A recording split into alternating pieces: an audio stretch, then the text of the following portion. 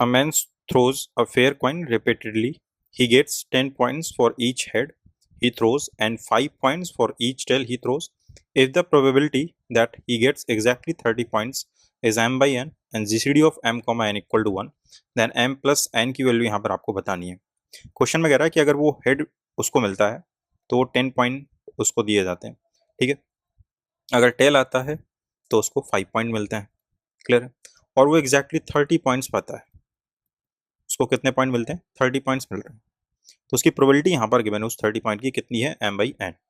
अच्छा, वो 30 पॉइंट कैसे पा सकता है?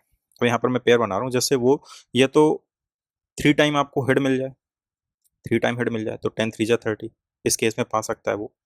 या फिर एक हेड 2 हेड हो उसके पास में और उस 2 हेड के साथ में वो 2 टेल भी उसको मिल जाए, तब भी ये कितना हो जाएगा?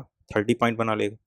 या फिर एक हेड हो उसके पास में और 4 टेल हो जाए, ये भी पॉसिबिलिटी है। 5 4 जा 20 प्लस 10 30।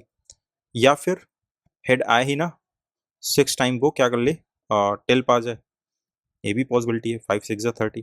तो ये पॉसिबल केसेस हैं जिनमें उसको 30 पॉइंट्स मिलने वाले हैं। अब इसकी प्रोबेबिलिटी निकाल लेते हैं जो कि हमें m बाई n के फॉर्म में गिवन है। तो 3 हेड आने की, अच्छा हमें ये पता है कि अगर कॉइन टॉस करते हैं तो 1/2 हेड की आने की होती है और 1/2 ही आपकी टेल आने की प्रोबेबिलिटी होती है। तो 3 टाइम आपको हेड मिल रहा है यानी कि 1/2 3 टाइम, तो ये हो जाएगा 1/2 की पावर 3 प्लस। अभी ये 2h और 2t, 2 हेड और 2 टेल आने हैं। अभी कौन कौन से किस प्लेस पर आएगा? जैसे मान लो HH TT या फिर HTHT, ये पॉसिबिलिटी है इस तरह की, और भी बनेंगी। तो प्लेस जैसे मान लो मैं हेड के लिए प्लेस सिलेक्ट कर लेता हूँ, तो मेरे पास में कितने प्लेसेस हैं? 4। 4 में से आपका 2 जगह पर आपका हेड आ जाएगा, ठीक है, बाकी के 2 पर आपका टेल ऑटोमेटिक आ जाएगा। अब हेड आने की प्रोबेबिलिटी क्या है? That is 1/2।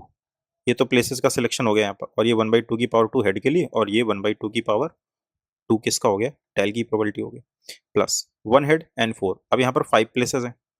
अब इन 5 में से किसी एक पर आप कर दो हेड को, और हेड आने की प्रोबेबिलिटी दैट इज 1/2, बाकी के बचे 4 प्लेसेस पर टेल आ जाएगा और उसकी प्रोबेबिलिटी दैट इज 1/2 की पावर 4, ठीक है। यहाँ हेड है ही नहीं, हर जगह पर टेल ही रहने वाला है, और टेल आने की प्रोबेबिलिटी 6 टाइम है, तो दैट इज 1/2 की पावर 6।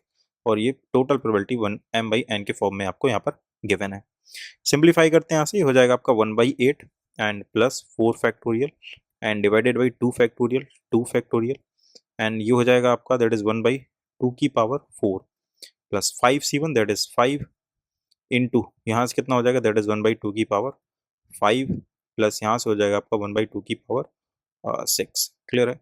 यहाँ से अगर इसको सिंप्लीफाई करते हैं तो ये हो जाएगा आपका 1/8 एंड प्लस ये 4 6 जा 24, तो यहाँ पर बचेगा आपका 6 और 2 की पावर 4 यानी कि 16 प्लस 5/32 प्लस 1/64, क्लियर है। 64 का आप यहाँ पर एलसीएम ले लोगे तो 8 और ये 16 4, ये 24 हो जाएगा आपका, ये 2 इंटू 5 10 और ये 1, ये that is m by n।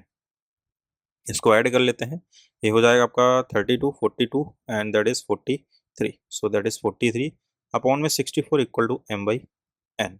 इनका जीसीडी ऑलरेडी 1 है, ये डिवाइड नहीं होंगे फर्दर, सो इनको आप ऐड कर लो, 3 4 7 एंड 6 4 10, सो दैट इज 107। आपका फाइनल आंसर होगा ऑप्शन नंबर थर्ड इज